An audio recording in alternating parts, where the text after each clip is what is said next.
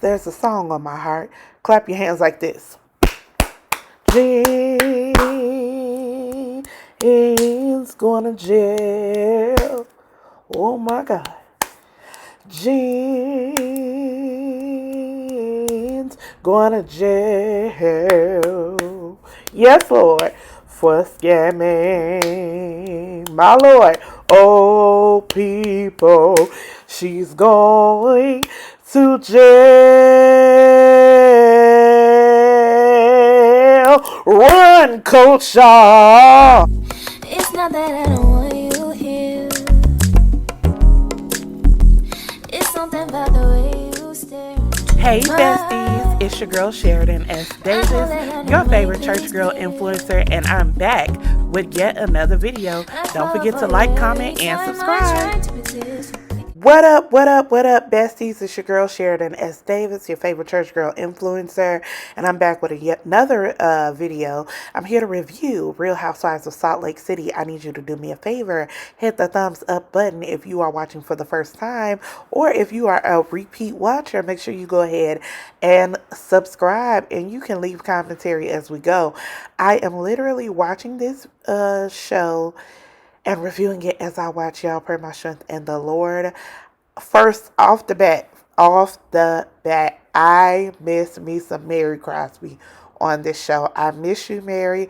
I hope all is well with her and her step granddaddy that she ain't want. So yeah.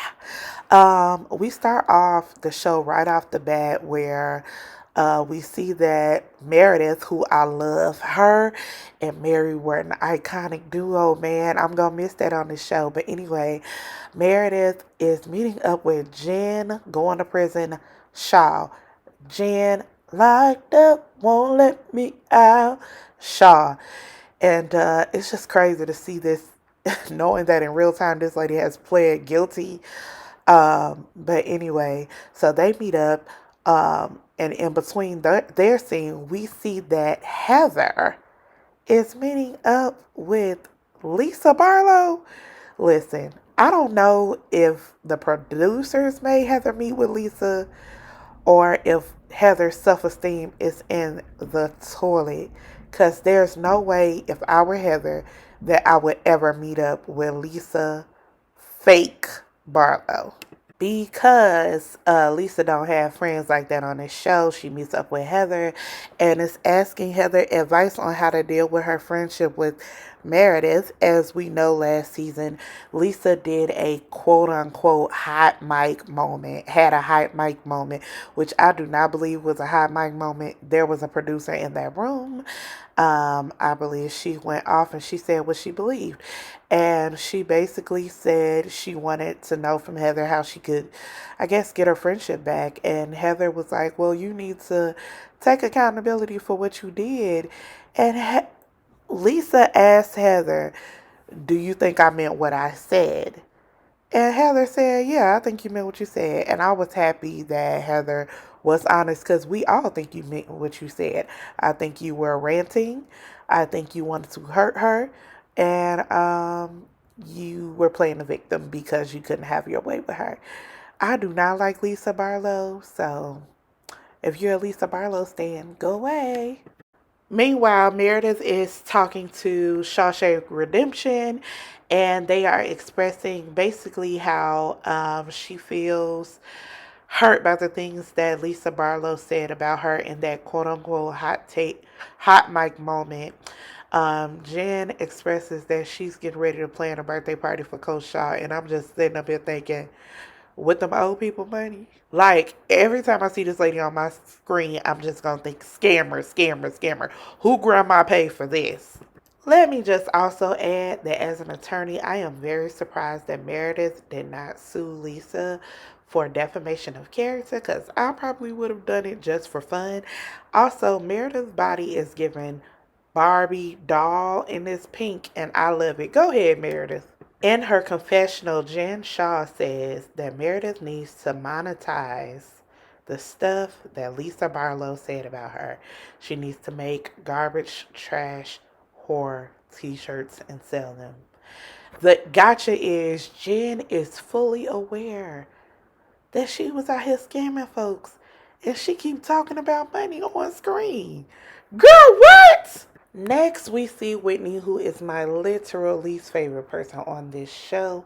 She is at home, and her daughter is asking her to help her write a pros and cons list about guys. Whatever. Her husband is there. She said, "You have to ask daddy." And I just want to know, Whitney was digging so hard into Mary's business when it comes to the church, which to me is completely rooted in racism. But we'll talk about that for another day. Whitney, when we gonna talk about your husband and his alleged scams and schemes? Mm. We see Heather come over and she is wearing the cutest oversized reversible Gucci sweater that I've been wanting for a long time. But I think black people um, are still boycotting Gucci. Are we still boycotting? I don't really know. Let me know.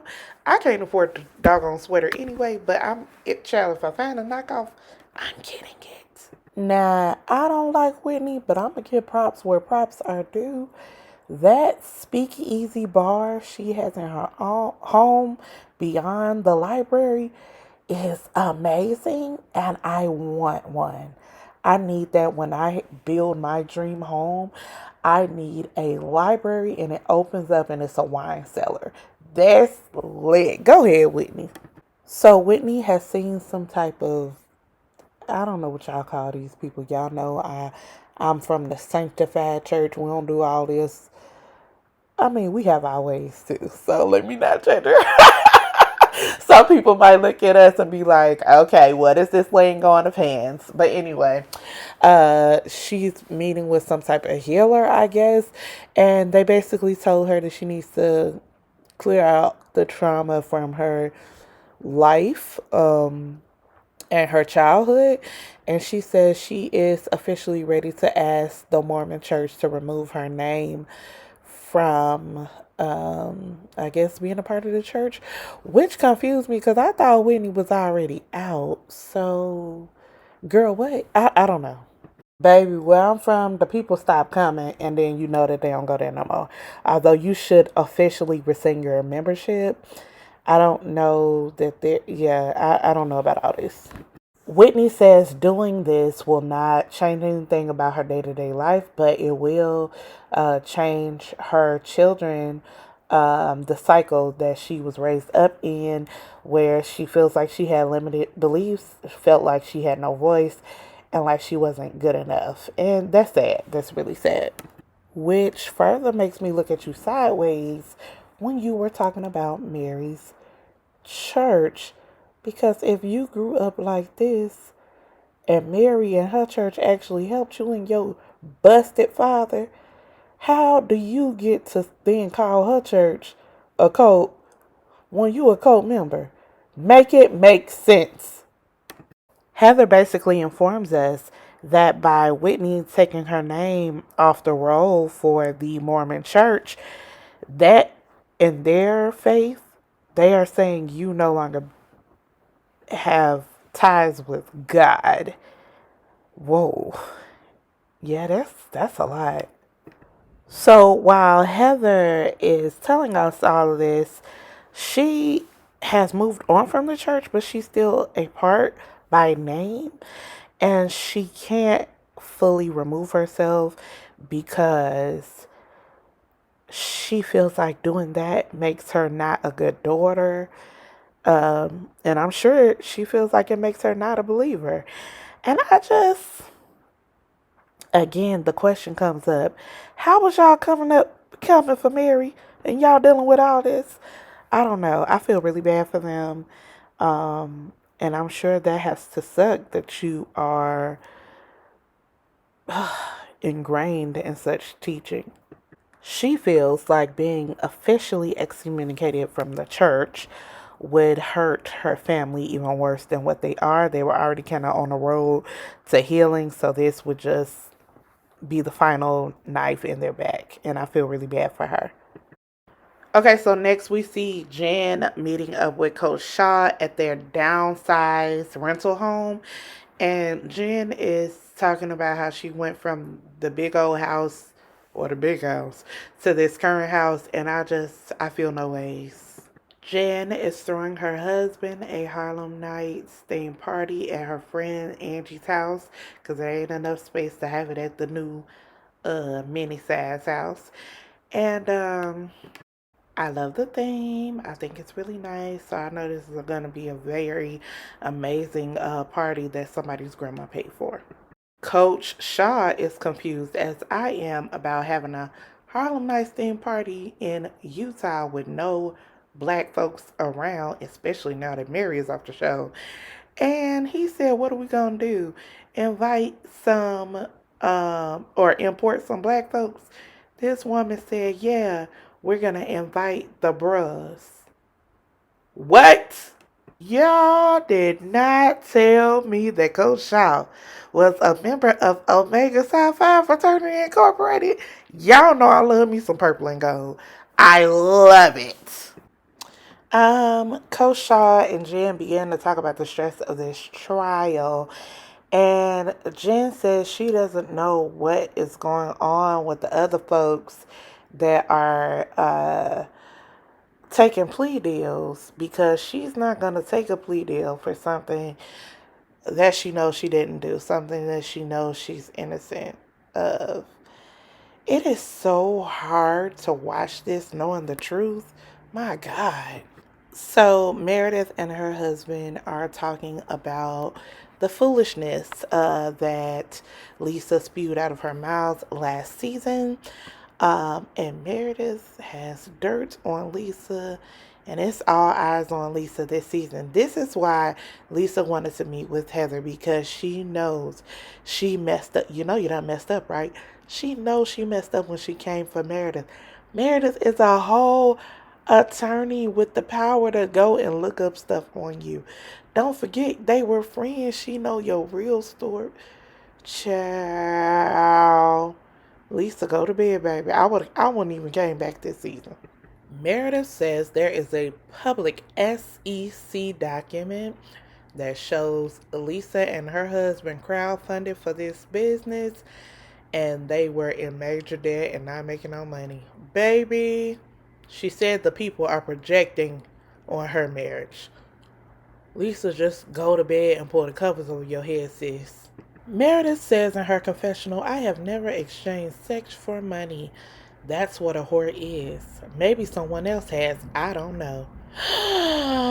Shots fired.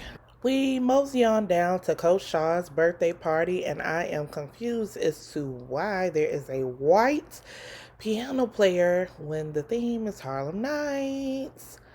None of the bros play the piano. Hmm. Now, we all know that Harlem Nights took place in the 20s, okay? Everybody is pretty much understanding the assignment except Lisa.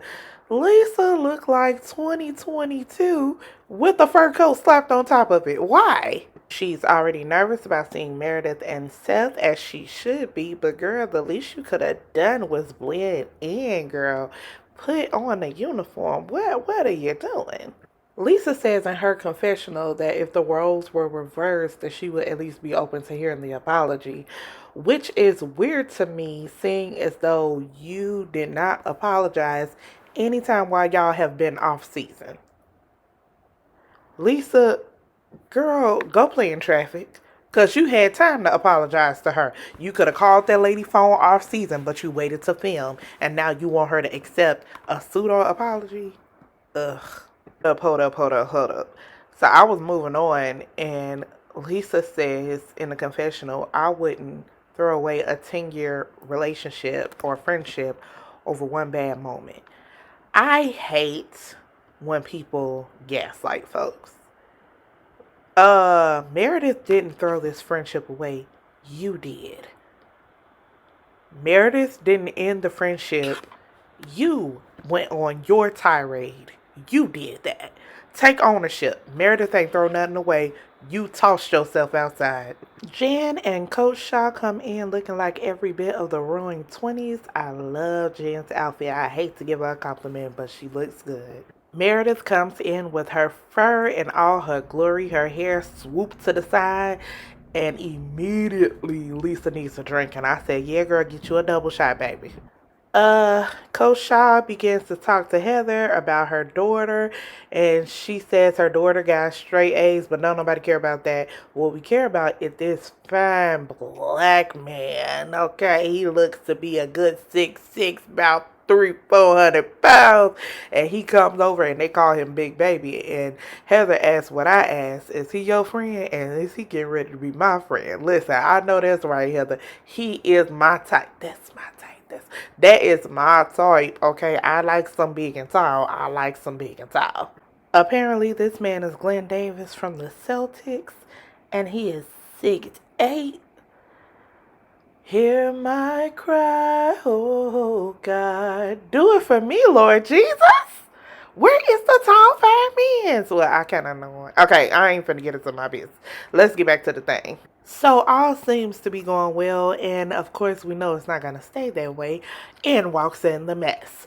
Heather tells Meredith, I met with Lisa, and I'm like, girl, child. Reality TV does not change from show to show. It doesn't. Heather thinks it's a big deal that Meredith was mature enough to come, and Meredith is like, honey, I don't think it's a big deal at all.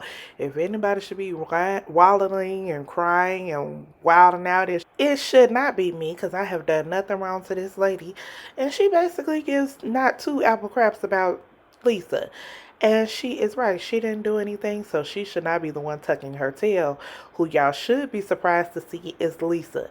The fact that she had the unmitigated galls to still show her face in this group after she ran her friend down like that last year. Mm. So Jen gives her speech and lets Coach Shaw know that she loves and appreciates him, and he doesn't usually celebrate his birthday, but she felt like she has to go all out because he has been there for her, and with everything that they're going through, it's important to be rallied around family and friends who actually love her. And the black folks in the room are going up for Jen. We love you, Jen! Yeah, Jen! It's alright, Jen! If y'all don't shut up. So one of Coach Shaw's friends and he decided to start kind of stepping on the show, and I love them adding this element of culture. Now, Coach Shaw did throw up his fraternity symbol, and they kind of the camera panned away from that, so I don't know if that's a legal thing, but anyway, they started stepping, and I loved it. Come on, black folks on Real Housewives of Salt Lake City. Come on, get our culture in here. Especially since Jen been on here trying to pretend like she black. It was happy to see real authentic black folks on this show. So Lisa, Heather, and Whitney over at the blackjack table, and the ladies are pressing Lisa, wanting to know if she's going to speak to Meredith, and she's saying that the timing is just not right, which it isn't. So, Whitney decides to come up with the idea that they should take a one last girl trip um, before Jen goes to jail or gets sentenced. And I'm like, y'all not traumatized from the last girl's trip, seeing as though she was arrested at the last girl's trip? So they decided that they're going to Arizona, and this is Whitney's trip. She's planning it, and she's going to quote unquote take care of everything, but we knew Bravo's paying.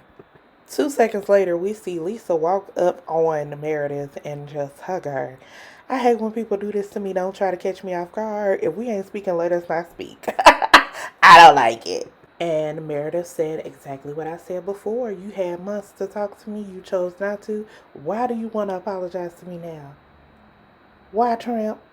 So before I even press play to the next few moments of this scene, I have a feeling that what's this baby name? Lisa is about to start crying. Y'all know why women love to weaponize their tears. Love. And what did I tell you? I was right. She moves around Meredith and tries to hug her husband, Seth, and it's like, can I hug you? Is that like allowed? I don't know. You don't have to. Yeah, yeah. So Seth is like, listen, you said some really crazy things about my wife. She was devastated and I was devastated. You said some nasty things about me too. And Lisa says, I don't feel that way about Meredith and I don't feel that way about you. I don't know why I said that stuff. Lisa, girl, oh, white women, y'all need to get y'all a new trick. That one is played out. We know y'all cry. We know y'all cry and play victim. Get y'all something else to do. Lisa is crying and says she never thought of these things before. But in the van on the way down, all the ladies were telling her that Meredith was not her real friend. Ma'am, what? You know you have known this lady for 10 years and you let these women tell you that that wasn't your real friend. I need footage that they actually said that. I don't believe this lady. She looks Seth in the face and says to him, do you understand? And he says, or she says, does this make sense? And he looked at her and said, none of this makes sense. It doesn't make sense that you would go that low. And baby, I need me a husband like Seth. Step up for me. Step for me. Because it does not make sense, Lisa Barlow. It doesn't. You pulled this excuse out of your butt. You had 2 months at least to come up with an excuse, and this is what you came up with. Girl, did you ever like your friend Meredith at all? Were you ever her friend? Ugh. And now you have the audacity to say that you don't even remember seeing those things. So you blacked out. You blacked out. Girl, bye. You had no reason to feel hurt. You were upset that Meredith and Mary were becoming friends. Keep it a buck, Lisa. Seth is really holding her accountable. And Lisa Barlow wants to leave, of course, because she says she doesn't mind being held accountable, doesn't mind apologizing, but if it's not met with, I guess, receptiveness, then she is ready to go. And how do you expect a person to receive your apology and believe it is sincere when you had 2 months to apologize to them and you did not? Also, you did a rant on national television. Even if you thought it wasn't for anyone else's ears, you thought enough of me or that low of me to say that. And then to go on and say, well, nobody ever asked what's going on in my life. I don't give a darn what's going on in your life. You shouldn't think that or say that about me. Y'all, this episode was a good first day back. This season looks like it's going to be really good. So I'm going to try to stick with the reviews. Y'all welcome to my channel. If you haven't already, don't forget to like, share, comment, and subscribe. And let me know, what did you think about Real Housewives of Salt Lake City?